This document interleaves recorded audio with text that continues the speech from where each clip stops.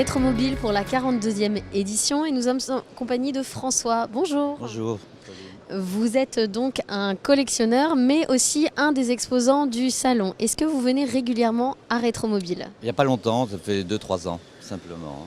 Et vous exposez également à d'autres salons spécialisés? Je fais le salon de Reims, les Belles Champenoises aussi.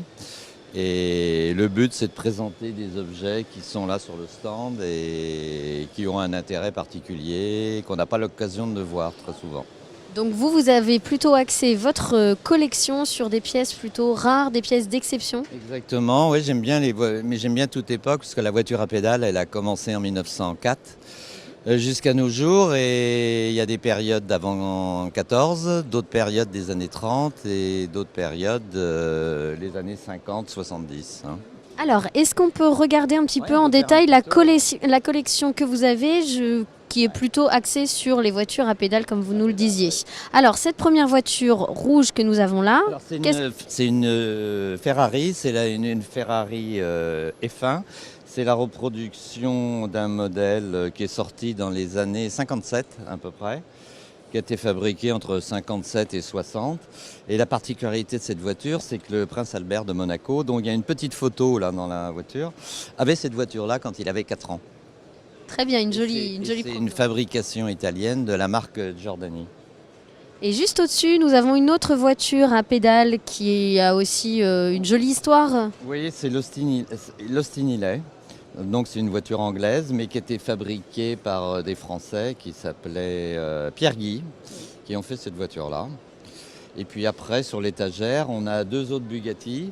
À rouge, là, c'est une Bugatti Oreca, un petit modèle. Et à côté, c'est une Bugatti Pierre Pidou, qui fabriquait cette voiture à Béziers. Vous voyez ? Et juste à droite, il y a une autre voiture dont la taille est importante, mais je crois que le côté exceptionnel l'est tout autant. Voilà, la voiture, elle est des années 30, elle a été fabriquée entre 30 et 35. C'est une Bugatti Oreca, et Oreca était le plus gros fabricant français de voitures à pédales jusqu'en 1960, à peu près.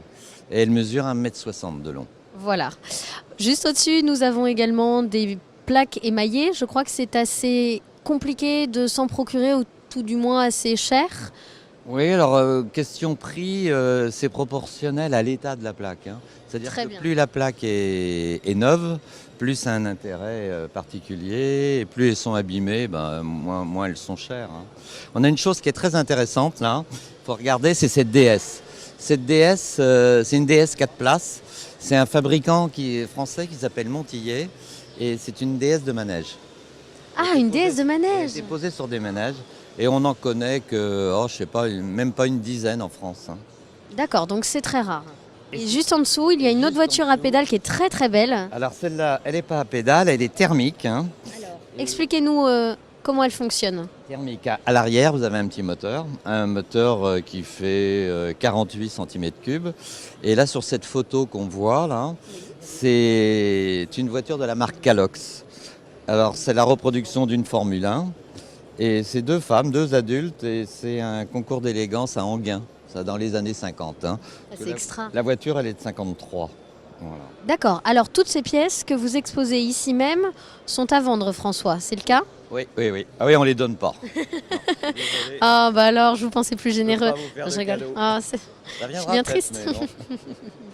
Parfait. Merci beaucoup. Là, je vous en prie. Bon salon à vous. Merci à vous. Au revoir.